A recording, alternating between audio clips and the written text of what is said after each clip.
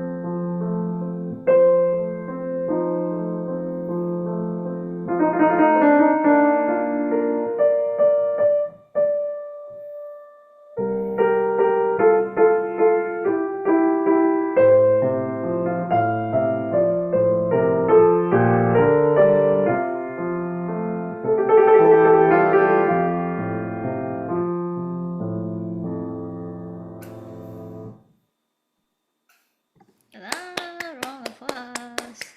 All right. Enjoy is really, really nice. I like it a lot. I like the dolce tone you have. It sounds very sweet, and it matches this piece, matches this character.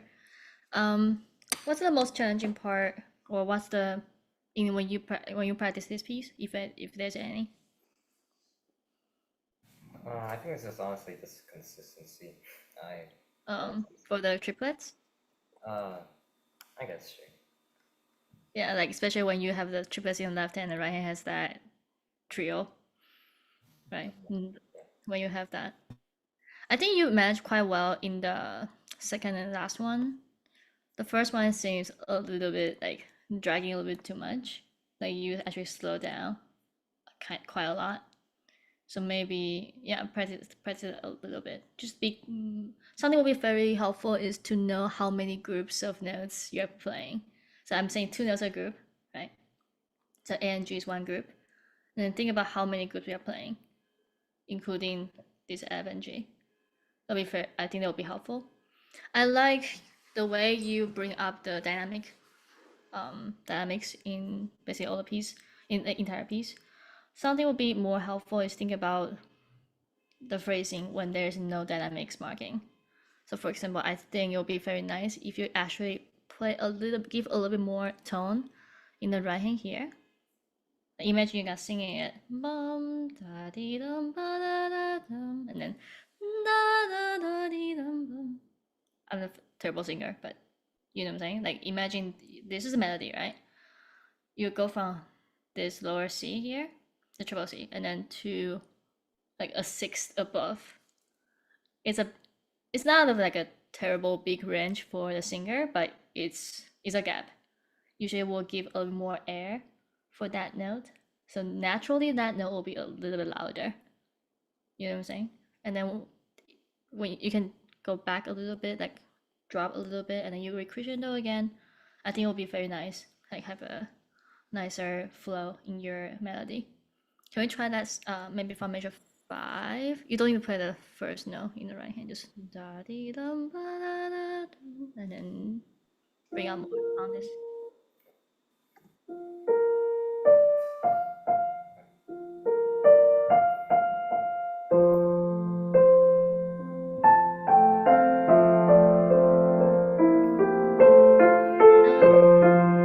Yeah, that's beautiful. That was beautiful. And then just be careful your pedal was kind of overlap these. Yeah, but in general it's good. So this is like a one of the like a sparkling moment. Yeah, and then not louder than this thing. Okay, this is good. The next part I want to talk about is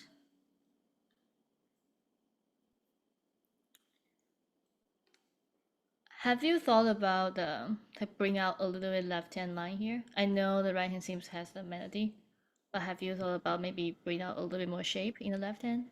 Da, dee, da, bum. Yeah. Oh, you did? Yeah. I guess this rather than the dynamics in the left hand, I guess I just thought about the purity of each note. I guess which kind of made it monotone in a way, but I guess I could try shaping it throughout. It's more like Yeah. 'cause this part sounds more like a in the indicates the minor, G minor. Right, I have F, something we have F sharp, and then F sharp is the leading tone to G minor. I know this piece is in F major, but it's kind of like a shifting to a different key here. Can you think that way and maybe try from major 14?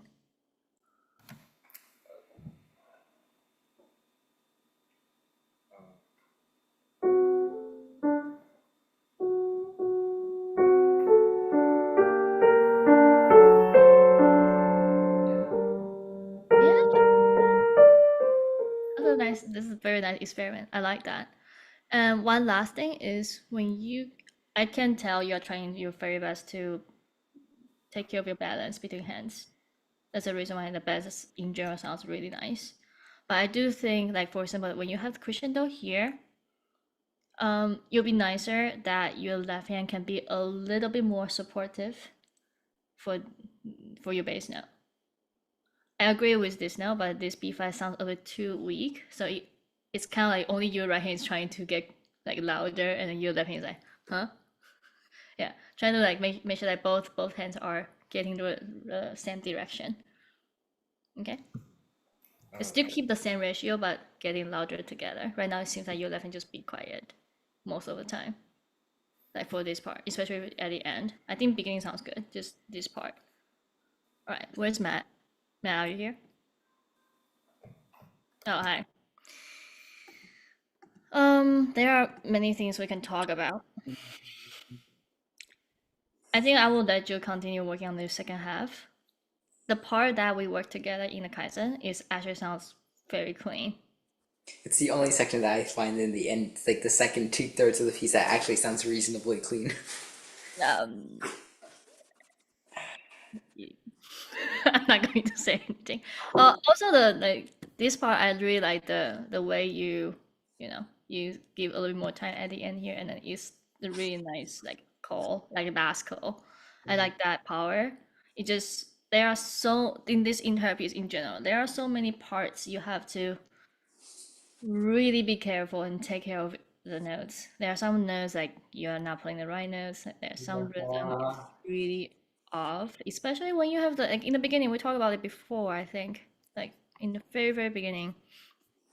I got this piece so long. Okay, so first of all, I know this note is short, but Oh. not as short as it's not right now. It sounds like an eighth note plus a staccato. No, Okay. there are 2 beats, sir. There are 2 beats.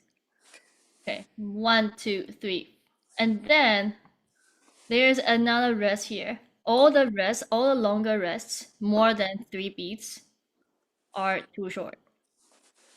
Like when you play this part, like 1, 2, 3, 4, 5, 6, 7, 8, 9, 10, 11, 12, you start playing the next bar around like 9. It's like basically you miss like half bar multiple times. Just be careful. Like you need to really be careful with like Beethoven is all about structure. Structure in rhythm, structure in pulse, structure in his harmonies. That's the reason why a lot of like if you scan the entire piece, it's basically just chords. Okay, sure, we have some like melody line, but you will see tons of chords, either in the block chord or in the broken chords. So that so that means the you know like there are so many random notes that not belong to this chord that happened in your playing. Not just this part, but also like other parts. I get it, this piece is hard. But you need to be extra careful. You gotta do slow practice. I know today you are trying to perform it, so it's totally good. And it's actually you did a really nice job not, you know, have a stop or something. And then you also need to be very clear with the harmony structure in the recap. This piece is so long, but in the recap, I think somehow you kind of loop back to the exposition Yeah. somewhere here. Like you were playing like an A flat, A flat minor the whole time. You're like so happy. No, this part. You're playing like A flat minor, like the percent. But it's actually in F minor already. Yeah. And you finally realize until this part, like, wait a minute, this is F. Yeah. So just be careful with that. This part just need to clear up. You are not so sure about the last note, like when do you stop? And also at the very end, you missed this entire bar. Seems about right. You just like play, and I was like, oh wow, the rhythm is actually quite good here, and then you just jump to here. I was like, wait, what? Yeah, you just skip one bar there, so just be careful. Again, the structure. You need to know. You really know. Need to analyze by yourself. Okay.